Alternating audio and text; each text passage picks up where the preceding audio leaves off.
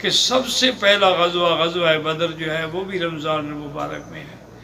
اور سب سے پہلی فتح عظیم جو مسلمانوں کو حاصل ہوئی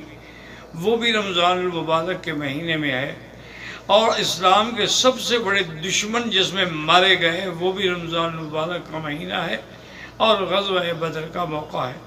تو یہ اتنی عظیم نعمتیں ہیں کہ جن کا شکر انسان ادا نہیں کر سکتا، اسی لیے اللہ نے اس آیت کے فوراً بعد کہا کہ لعلکم تشکرون،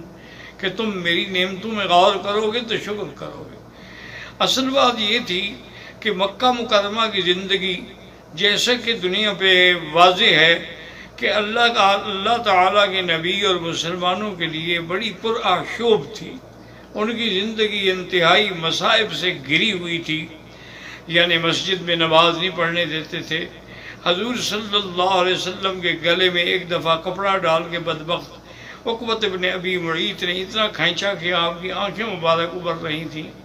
کہ حضرت صدیق رضی اللہ تعالیٰ آئے، انہوں نے اس ظالم کے سینے پہ زور سے گھسا مارا اور کہا کہ تقتلون رجلا ان یقول ربی اللہ۔ اور اسی طرح حضور صلی اللہ علیہ وسلم نماز فرما رہے تھے، پڑھ رہے تھے، تو جب آپ سجدے میں گئے تو ظالموں نے ایک جانور کا پورا اوج لے کے حضور صلی اللہ علیہ وسلم کی پشت پہ رکھ دیا، لیکن پھر بھی حضور سبحان ربی الاعلیٰ سبحان ربی الاعلیٰ کے وظیفے میں مشغول رہے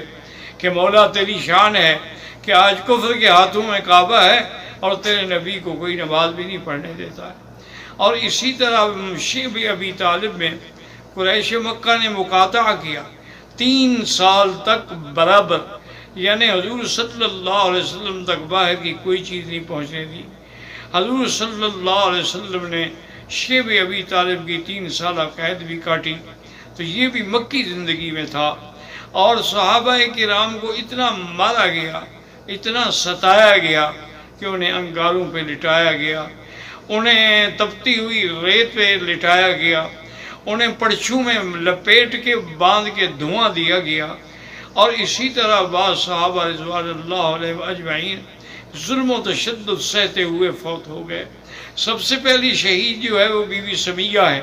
کہ جن کو ابی جہل نے حکم دیا کہ 2 اونٹ لائے جائیں۔ 2 اونٹ لائے گئے اور ایک ٹانگ میں رسا باندھا گیا اور ایک اونٹ کے گلے میں، اسی طرح دوسری ٹانگ میں، اور پھر کہا کہ جب میں حکم دوں تو پھر ان اونٹوں کو دوڑا دیں۔ تو ابی جہل نے اشارہ کیا تو اونٹ دوڑے تو بی بی صاحبہ 2 حصوں میں تقسیم ہو گئی۔ اس کے باوجود بھی بدبخت کا سینہ ٹھنڈا نہ ہوا، اس نے آپ کے یعنی نعوذ باللہ شرم گاہ میں نیزہ بھی ساتھ میں مارا، لیکن بی بی 2 ٹکڑے ہو چکی تھیں۔ تو اتنے ظلم و ستم سہنے کے بعد کچھ صحابہ نے حبشہ کی ہجرت کی اور کچھ صحابہ نے مدینہ منورہ کی ہجرت کی۔ آخر میں کافروں نے دارالندوہ میں جمع ہو کر فیصلہ کر لیا کہ اب ہم نے اللہ کے پیغمبر کو قتل کرنا ہے، لیکن جب وہ یہ فیصلے کر رہے تھے یمکرون و یمکر اللہ واللہ خیر الماکرین، اللہ نے فرمایا تم بھی تدبیریں کرتے ہو لیکن اللہ کی تدبیر سب سے غالب ہے، اللہ کی تدبیر کا کوئی مقابلہ نہیں کر سکتا۔ تو اللہ تبارک و تعالی نے حضور پاک کو حکم دیا کہ اب آپ بھی مکہ مکرمہ چھوڑیں۔ اب آپ اندازہ کریں کہ جس مکے میں میرا نبی پیدا ہوا، جہاں حضور کا بچپن گزرا، جہاں حضور کا شباب آیا، جہاں حضور صلی اللہ علیہ وسلم پر وحی اتری، آج اسی شہر کو چھوڑنے کا حکم مل رہا تھا۔